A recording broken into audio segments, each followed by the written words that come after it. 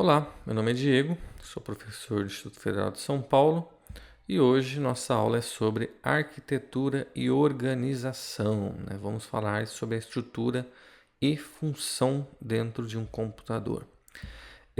Essa história é interessante por si, mas além disso, proporciona uma introdução básica, alguns conceitos importantes com os quais lidaremos no decorrer do curso. Nessa parte, vamos diferenciar a arquitetura de organização de computadores e explicar as funções gerais e a estrutura de um computador digital. Então, nós vamos compreender essa nomenclatura da nossa disciplina, né? Arquitetura e organização. Qual é ou quais são as diferenças entre esses termos? Quando nós falamos em arquitetura, nós estamos aí nos referindo aos atributos de um sistema visíveis a um programador, né? Aquilo que o programador tem acesso, né, no nível de programação. Quando nós falamos em organização, nós estamos aí se referindo às unidades operacionais e suas interconexões que percebem as especificações de arquitetura. Vamos tentar melhorar um pouquinho isso aí. Então, os atributos arquiteturais, né, nós podemos aqui listar o seguinte, né? Antes disso, vamos pensar aqui no seguinte, ó. Por exemplo, né, uma questão de projeto de arquitetura, se um computador terá, por exemplo, uma instrução de multiplicação, né? Agora, é uma questão de organização se essa instrução será implementada por uma unidade de multiplicação especial ou por um mecanismo, né, que faça uso repetido da unidade de adição do sistema, né? A decisão organizacional pode ser baseada na previsão da frequência de uso da instrução de multiplicação. Pode ser baseada também na velocidade relativa das duas técnicas e no custo e tamanho físico de uma unidade de multiplicação especial. Seria um atributo organizacional. Então vamos lá, ó. Atributos arquiteturais. Atributos que possuem um impacto direto sobre a programação lógica de um programa. Então, um conjunto de instruções, números de bits usados para representar vários tipos de dados, né? Os mecanismos de entrada e saída, técnicas para endereçamento de memória, são aí exemplos de atributos de arquitetura. Quando nós falamos de atributos organizacionais, né, nós estamos aqui que incluem os detalhes do hardware transparente ao programador. Então, os sinais de controle, como é essa interface entre o computador e os periféricos, qual a tecnologia de memória utilizada, né, para o programador. É transparente para ele se o computador ali possui memória DDR3 ou se ela é DDR4, né? Então, atributo organizacional. Mas já a questão de ter uma rotina para ele fazer a multiplicação é um atributo de arquitetura. Como nós vimos antes, né? Como essa multiplicação vai ser feita é um atributo organizacional. Então, assim, mesma arquitetura, mas organização diferente, né? Ou seja, eu tenho os mesmos recursos para o programador, mas o hardware em si, como esse hardware é organizado, é diferente. Então, ou seja, eu vou executar esse mesmo programa, porém, se eu executar num computador mais simples, né, onde o preço dele é menor, o desempenho também é menor, vai ser diferente esse desempenho, né? O hardware dele é um hardware mais simples. Se eu tenho a mesma arquitetura num computador mais sofisticado, né, com um processador que tem ele um poder computacional maior, né, ou seja, vou ter mais desempenho, vou pagar mais por isso, vai ser diferente, mas também vai ser executado, né? Então, assim, considerando que uma organização de computador precisa ser projetada para implementar determinada especificação de arquitetura, um tratamento completo da organização exige um exame detalhado também da arquitetura, né? Uma forma de complementação dos assuntos. Como mencionado anteriormente, né, uma das grandes ideias para melhorar o projeto é a abstração. A abstração é a grande chave. Uma das abstrações mais importantes é a interface entre o hardware e o software, né, no nível mais baixo, né? Então, para compreender essa relação entre a organização e a arquitetura de um computador, nós precisamos conhecer o que ocorre na interface entre o hardware e o software. Em decorrência da sua importância, né, ela recebe um nome especial. Então, quando nós falamos de arquitetura do conjunto de instruções, né, ou simplesmente arquitetura de uma máquina, nós estamos falando disso aqui, dessa interface, né, nível mais baixo, entre o hardware e o software, né? Então, assim, a arquitetura do conjunto de instruções inclui tudo o que os programadores precisam saber para fazer um programa em linguagem de máquina binária funcionar corretamente, incluindo instruções, dispositivos de entrada e saída, entre outros. Em geral, pessoal, o sistema operacional vai encapsular os detalhes de entrada e saída, né? Além dos detalhes de entrada e saída, também a alocação de memória e de outras funções de baixo nível do sistema, né? Para que os programadores das aplicações não precisem se preocupar com esses detalhes. É uma das formas aí que vai ser trabalhado. A combinação, né, do conjunto de instruções básicos, né, e da interface do sistema operacional, né, fornecida para os programadores das aplicações é chamada de interface binária da aplicação, né, que é essa parte voltada ao usuário do conjunto de instruções mais as interfaces do sistema operacional, usada, né, pelos programadores das aplicações. Então ela define, né, no caso aqui essa ABI, ela define um padrão para portabilidade binária entre os computadores. Uma arquitetura do conjunto de instruções permite aos projetistas de computador falarem sobre funções independentemente do hardware que as realiza, né? Por exemplo, podemos falar sobre as funções de um relógio digital. Olha esse exemplo que bacana, ó. Marcar as horas, exibir as horas, definir o alarme, né? Então são funções de um relógio digital, certo? Mas não necessariamente eu preciso falar do hardware do relógio, ou seja, se a tela vai ser de cristal, se o visor vai ser de LED, né? Os botões vão ser plástico ou de metal, né? Então assim, os projetistas de computador distinguem entre a arquitetura e uma implementação, que é a nossa organização, da arquitetura da mesma maneira, né? Então, uma implementação, né, no caso a organização, é o hardware que obedece à abstração da arquitetura, né? Então, acho que fica bem claro nós pensarmos dessa forma, né? Como sendo a arquitetura, se a forma como vai ser exibido, né? As funções, que é marcar as horas, exibir as horas, definir alarme, né? E a implementação, que é a organização, você discutir coisas como o botão vai ser de plástico, vai ser de metal, né? O visor vai ser de LED, é um cristal de quartzo. Então, são coisas aí que nos fazem essa diferença entre esses dois termos. Aqui uma nota, né? Para a gente poder ter sempre em mente isso aqui, ó. Tanto o hardware quanto o software consistem em camadas hierárquicas usando a abstração, com cada camada inferior ocultando detalhes do nível acima. Então, essa informação, esse dado vai cruzando e sendo modificado conforme ele vai ultrapassando, né, que ele vai passando por essas camadas. Uma interface-chave entre os níveis de abstração é a arquitetura do conjunto de instruções. Então, a interface entre o hardware e o software de baixo nível, né?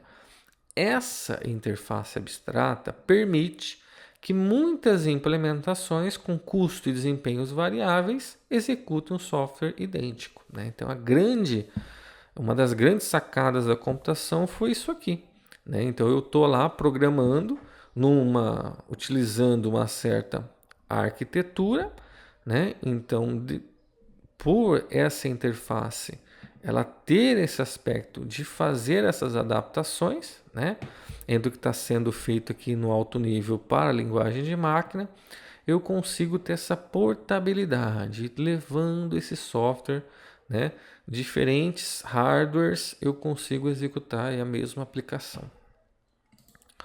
Quando se fala em estrutura e função, né, nós devemos fazer o seguinte, né?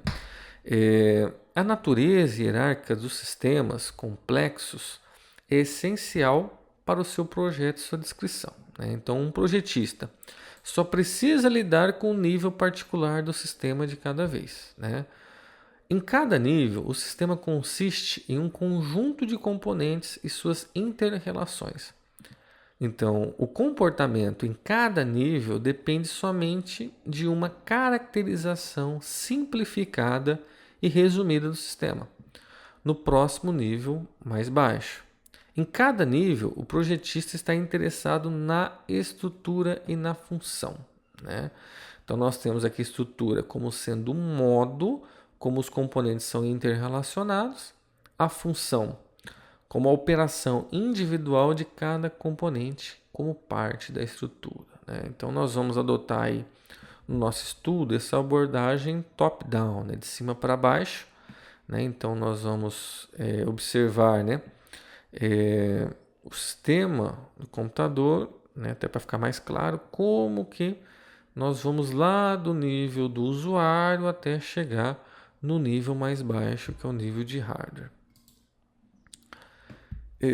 Sobre a função, nós podemos aí dividir, né, um computador e encaixar qualquer outro componente que ele possua nesses 5 itens aqui, ó, né? Então nós podemos desmembrar todo um computador, um sistema de computação, em 5 componentes, né? Podemos classificá-lo dessa forma, né?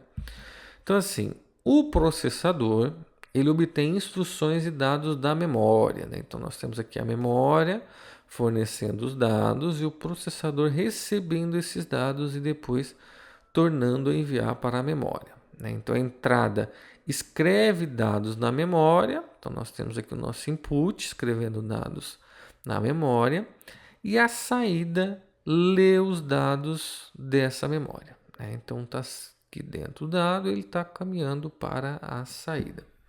O controle, que esse camarada aqui, ó, ele envia os sinais que determinam as operações do caminho de dados. Então, ele vai fazer realmente como o nome sugere, esse controle do caminho de dados.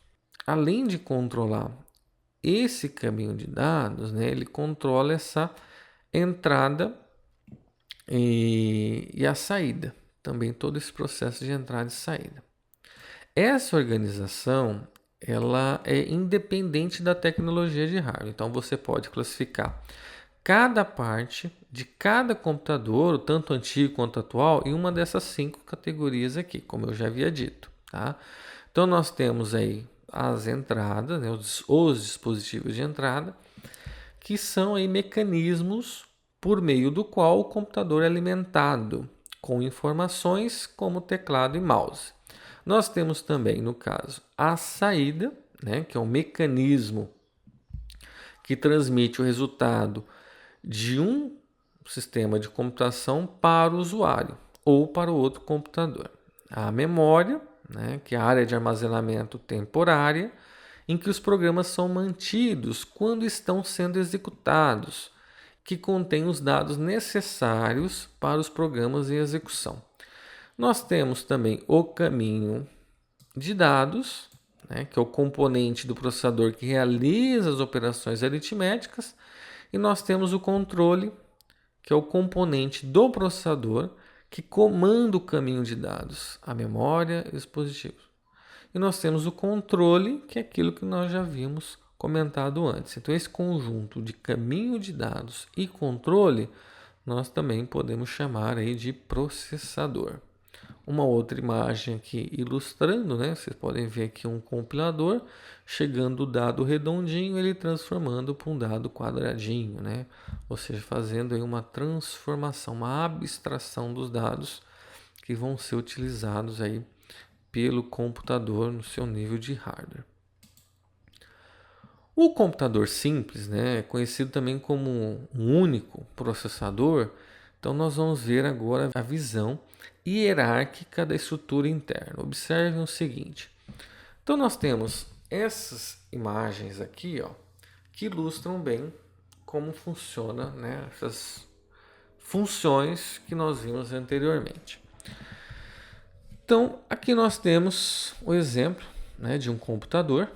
Então nós temos aqui a entrada e saída, né, a função, a mover dados entre o computador e seu ambiente externo. Nós temos o barramento do sistema, né, que é uma forma de interconexão, que é o mecanismo que proporciona comunicação entre a CPU, memória e entrada e saída, né, esse barramento por onde a informação vai passar. Nós temos a memória principal, que armazena os dados, e nós temos aí a CPU, né, que é a unidade central de processamento, processador, microprocessador, né, são vários nomes que recebe, né, esse item aqui de um computador. Então ele controla a operação de um computador e realiza suas funções de processamento de dados, né? Pode haver, né, um ou mais de cada um dos componentes citados aqui e tradicionalmente apenas um único processador, né? Nos anos recentes, né, atualmente, aumentou o uso de múltiplos processadores em um único computador. Então, isso nós vamos ver mais adiante esse cenário também. Se nós pegarmos esse item aqui do computador para analisar, então nós vamos ver alguns outros componentes aqui na parte interna. Então, aqui, analisando a CPU, nós vamos ter, participando desse conjunto, no caso, os registradores, né, que são memórias, aí trabalham internamente na CPU. Nós vamos ter unidade de controle, né, que controla a operação da CPU e, portanto, também o computador. Nós vamos ter também barramentos, né, para que essa comunicação flua entre esses componentes. E nós vamos ter aqui a ALU, né, que é a unidade lógica e aritmética. Ela é responsável por executar as funções de processamento de dados do computador.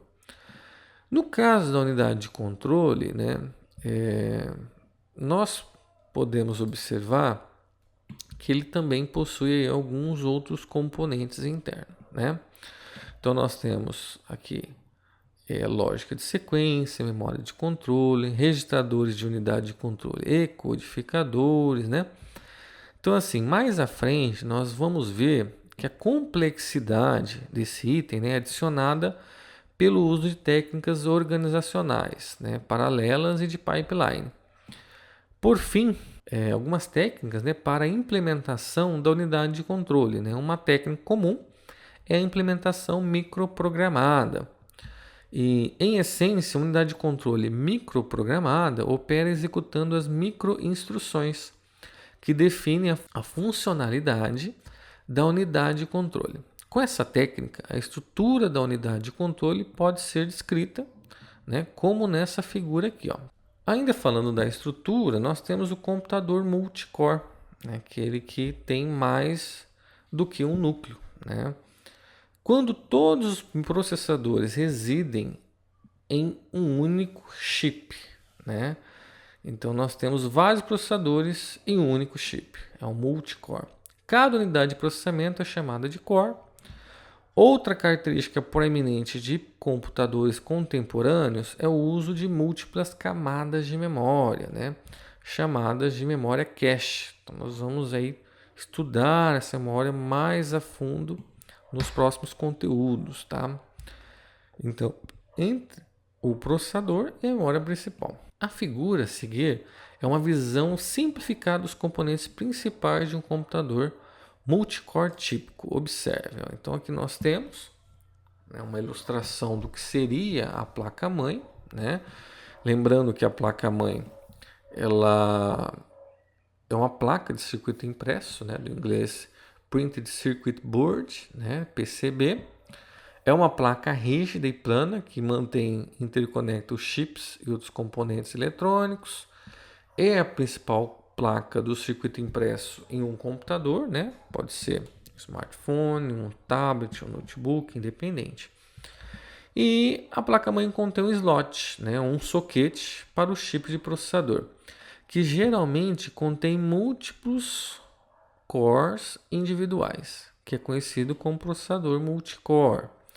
Há também slots para os chips da memória, chip de controlador de entrada e saída e outros componentes-chave do computador. Para computadores desktops, os slots de expansão permitem a inclusão de mais componentes. Aqui não tem essa ilustração, mas eles permitem a inclusão de mais componentes na placa de expansão. Assim, uma placa-mãe moderna conecta somente poucos componentes individuais, mesmo cada um dos seus chips contendo de alguns milhares até centenas de milhões de transistores, né? Então observe o seguinte, né? Primeiro nós precisamos compreender o conceito de chip, né? Chip é um pedaço único de material semicondutor, em geral de silício, no qual os circuitos eletrônicos e portas lógicas são fabricados, né? Resultando em um circuito integrado. Então nós pegamos aqui um chip de processador, nós vamos avaliar que dentro dele nós temos, aqui no caso, 8 cores, né? 8 núcleos e uma cache L3 aqui, né? Uma memória cache L3, level 3, né? De nível 3, sendo compartilhada entre os cores. Se nós dermos aqui um zoom, né? Ainda mostrando aqui, né? No caso do chip de processador, ó, se nós dermos ainda mais um zoom, né? Olhando aqui agora para o core, né? Nós vamos observar que o core também contém uma cache, né? Aqui nós temos uma cache L1, né? Dividida em uma cache para instrução e uma cache para dados aqui dentro do core, que é usada, né, para transferência de instruções de uma memória principal até aqui próxima do núcleo, né? Geralmente, os chips de processador atuais, né, também incluem uma cache L2 como parte do core. Em alguns casos, essa cache também é dividida em instruções e dados. Confesso que eu tenho visto muito mais uma cache única, tá? Mas também tem essa possibilidade aqui. Tenha em mente, pessoal, o seguinte, né? Que essa representação desse layout do core aqui é somente para a gente ter uma ideia geral da estrutura interna, tá? Então aqui eu tenho essas características, né, do core, né, como unidade de processamento individual em um chip de processador. Sobre a funcionalidade, um core é igual a uma CPU, né? Então ele tem aqui essas unidades, né, a unidade aritmética e lógica. Temos aqui a lógica de instrução, né, a forma de controlar tudo isso e coisas do tipo, tá? Sobre a estrutura, né, seguindo aí a nossa abordagem top-down, vamos agora analisar a estrutura interna do chip do processador. Então, para mudar um pouco, vamos considerar aqui esse chip IBM em vez de o chip Intel. Então, observe o seguinte, né, essa figura 1.4, ela é uma fotografia de um chip de processador para o computador mainframe IBM Z Enterprise EC12, tá? Esse chip tem 2,75 bilhões de transistores, né? Razoavelmente, não a quantidade. As marcas sobrepostas indicam como o silício está realmente alocado. Vemos que esse chip tem 6 cores, né? Então observe aqui, ó, nós temos os cores, né? Ou processadores, se você assim quiser chamar. Além disso, há duas grandes áreas marcadas como cache L3, né? Então aquela memória compartilhada, tá? Que são, no caso aqui, está compartilhando por entre esses 6 cores, esses 6 núcleos aqui do processador. Então a lógica de controle aqui para L3, né, controlar esse tráfego entre a cache L3 e os cores, e entre a cache L3 e o ambiente também externo aqui do núcleo do computador, tá? Do núcleo do processador. Além disso, a lógica de controle de armazenamento, né, que é esse item aqui, ó, o SC. Tá? A função do controlador de memória MC, aqui ao lado, como o nome sugere, né, controlar o acesso à memória externamente ao chip. O barramento GX-IO, que é esses aqui da ponta, controla a interface aos adaptadores de canal, acessando aí a entrada e saída. Se nós dermos um zoom, né, nessa parte do core, ver como que esse core aqui é formado, nós vamos ter essa imagem aqui. Então observe que ainda possui itens ainda menores, né? Então vamos observar esses itens. Então nós temos aqui o seguinte: se nós descermos, né, um nível então mais profundo, nós vamos examinar a estrutura interna de um único core, como mostrado nessa figura aqui 1.5. Tenha em mente que essa é a parte da área de superfície de silício que compõe um chip de processador único.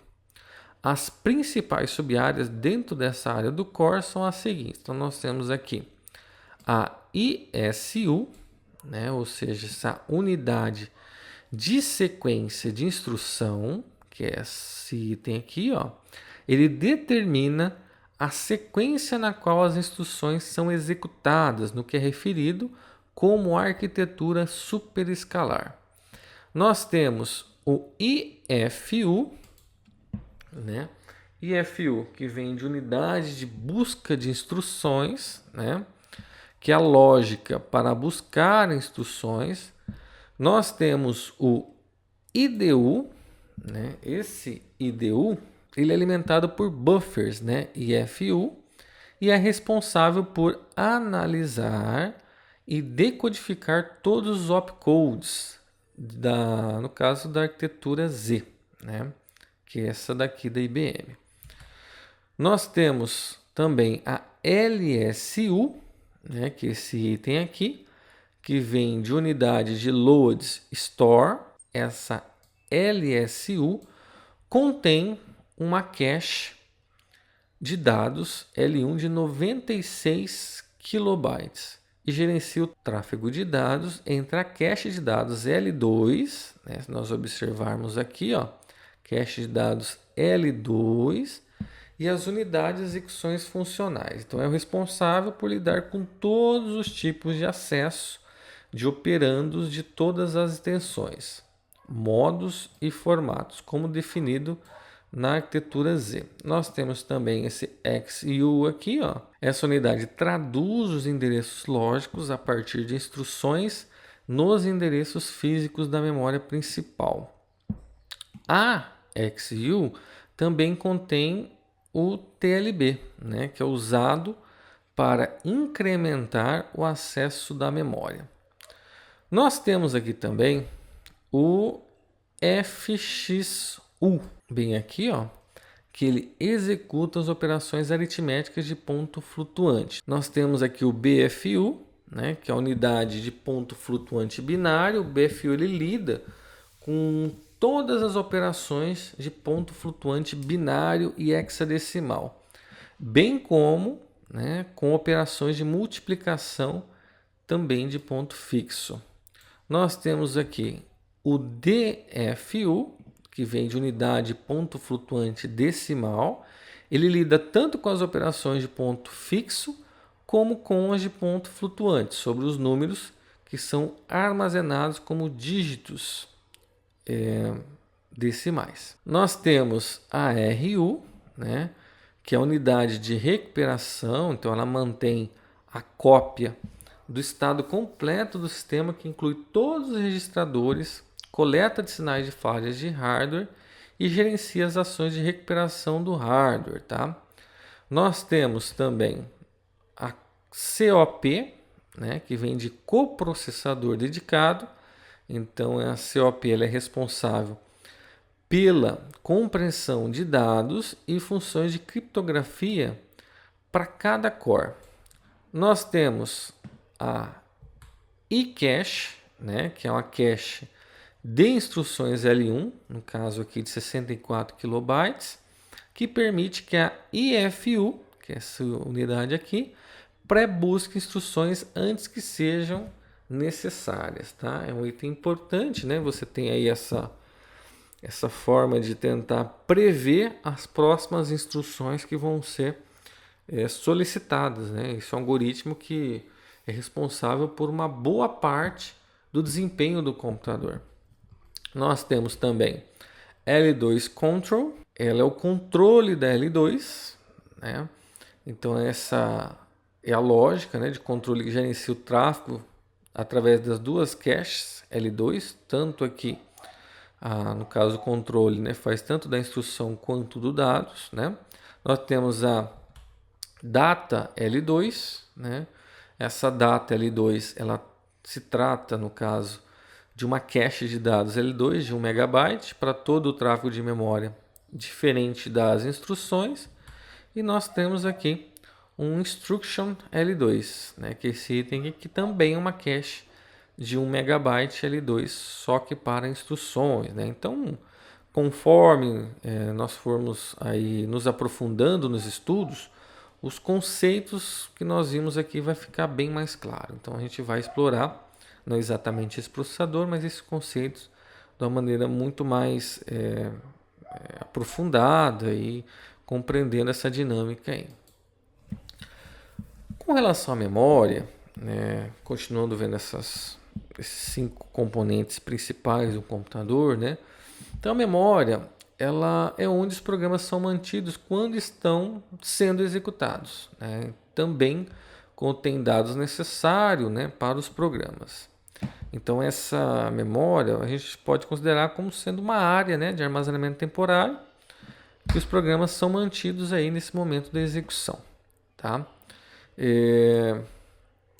Várias DRAMs são usadas em conjunto para conter as instruções e os dados de um programa, tá? Ao contrário das memórias de acesso sequencial, como as fitas magnéticas, né, e coisas do tipo, né?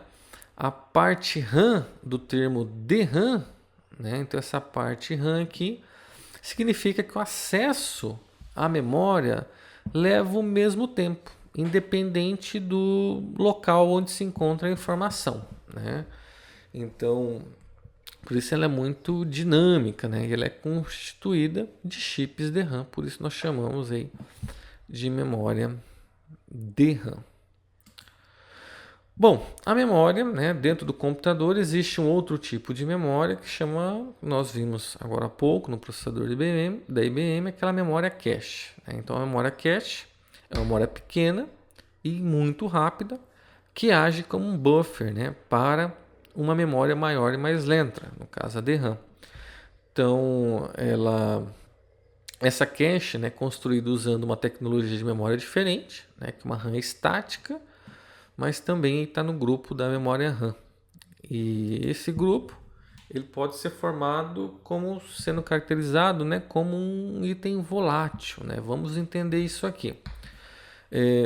Considerando as memórias vistas até agora, no caso a memória estática, né, a memória cache, memória RAM, os registradores ali internamente de uma CPU, né? Então, se houver uma interrupção no fornecimento de energia, tudo seria perdido, porque a memória dentro do computador ela é volátil. No caso da memória não volátil, né, ela é uma forma de memória que conserva os dados mesmo na ausência de energia e que é usada para armazenar programas entre execuções. Então, olha que interessante, né? Então, você grava no seu pendrive ali os seus dados, você desconecta do computador e os dados continuam lá, né? Como que isso acontece? Então, nós chamamos uma memória do tipo não volátil. Eu não preciso estar alimentando essa memória, né, com energia para que ela possa manter os dados. Nós também podemos classificar memórias em memória principal, né, ou primária, e memória secundária. Então, a característica da memória principal é ela ser volátil. Da secundária, ela ser não volátil, né? No caso da memória principal, usada para armazenar dados e programas enquanto estão sendo executados, né? E um exemplo são aqui as DRAMs, tá? No caso da memória secundária, nós temos, por exemplo, a memória flash, né? A memória flash, para quem ainda não sabe, né? Ela é uma memória semicondutora, tá? Do tipo aqui não volátil. Ela é mais barata e mais lenta que a DRAM, porém mais cara por bit e mais rápida que os discos magnéticos, né? Então o tempo de acesso é cerca de 5 a 50 microsegundos, né? E o custo por gigabyte em 2012 era na casa de 75 centavos de dólar a $1, né? Enquanto no disco magnético, né, que também é um tipo não volátil, mas por serem dispositivos mecânicos rotativos, né, veja que nós temos aqui um disco, o tempo de acesso é em torno ali de 5 a 20 milissegundos, né? Ainda observa que é bem maior que de uma memória flash. Porém, o custo por gigabyte, né, também em 2012, o dado que eu tenho, era de 5 a 10 centavos de dólar, né? Bem mais em conta, né, do que a memória flash. Nós temos aqui também um exemplo, né, de um DVD, aqui um drive de DVD, também um tipo de memória secundária. A gente vai aprofundar um pouquinho esses estudos da memória nas próximas etapas do nosso estudo, tá? Aqui um item interessante para nós, que é essa hierarquia, né? Então esse gráfico, ele traz um item bem interessante. Então aqui no topo da pirâmide, nós temos aqui os registradores, né? Que são os itens de maior custo e também maior velocidade, né? O registrador ele trabalha no mesmo clock de processamento da CPU, né? Então é muito rápido, né? Então são itens aqui de acesso direto, né, da CPU. Então abaixo dos registradores nós temos a memória cache com nível 1, 2 e 3. Depois nós temos a memória principal, né, no caso a memória RAM, que pode ser tanto a RAM física, né, a memória RAM, como a memória virtual, né, que no caso aqui são áreas de armazenamento temporário. Nós temos alguns itens, né, de acesso indireto, né, da CPU, que são aqui os tipos de dispositivos de armazenamento secundário. Então nós temos, por exemplo, discos removíveis, nós temos aqui a rede, a internet, né, esses armazenamento, né, na internet ou na rede. Nós temos aqui os discos rígidos, né? Então também são áreas de armazenamento permanente. Uma outra forma, né? Outro item que nós devemos observar é isso aqui também, ó.